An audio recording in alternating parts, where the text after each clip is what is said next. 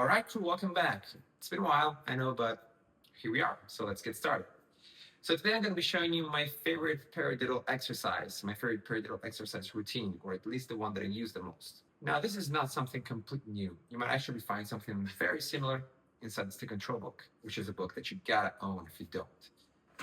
Inside the book, on page 5, you can find exercises from 5 to 8, which are all the possible permutations of a single paradiddle, which are your classic single paradiddle as exercise 5.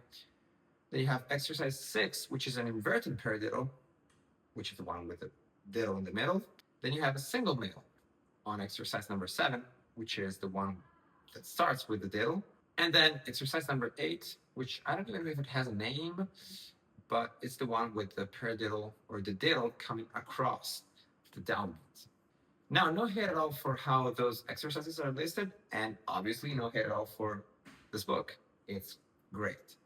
What I normally like to do, though, is to put them in different orders, which is instead of 5, 6, 7, and 8, I like to do 5, 8, 7, 6, or actually 5, 8, 7, 6. This means you're still going to be starting with your normal classic paradiddle, single paradiddle. Then you're going to be moving to the one with the diddle coming across the downbeat. Then you're going to be moving to the single middle. And finally, you're going to be playing the inverted paradiddle. Why do I want to do this?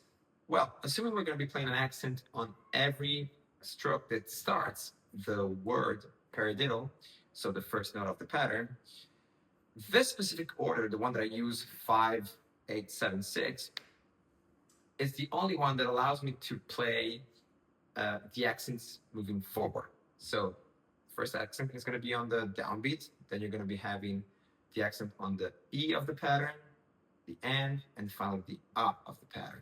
If I follow the same rules on the Stick Control book, that would lead to accents moving backwards, which is not something bad, it's just different.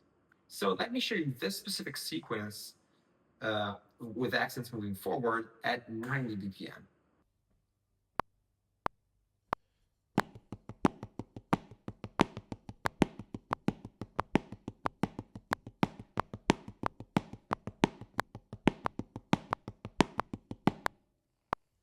Okay, one more thing before we move on. If I wanted to start the exercise back on my right hand again, I would have to play 2 consecutive strokes that, according to the exercise as it is, would have to be accents. And I don't really like that. Instead, what we're going to do is to simply restart the exercise on our left hand. It's going to make it longer, more challenging, more fun, more complete, and it's going to make you curse more. Let's hear the complete version of this exercise at 3 different speeds.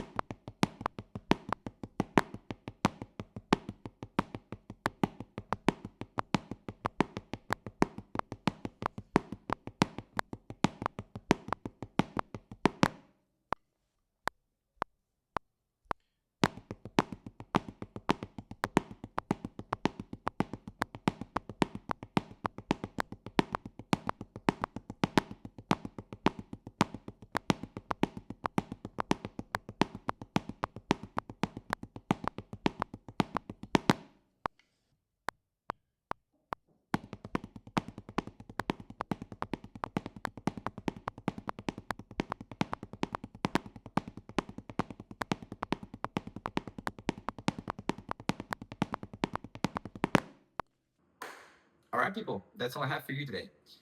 I hope you enjoyed it, and I'll catch you in the next one. Bye.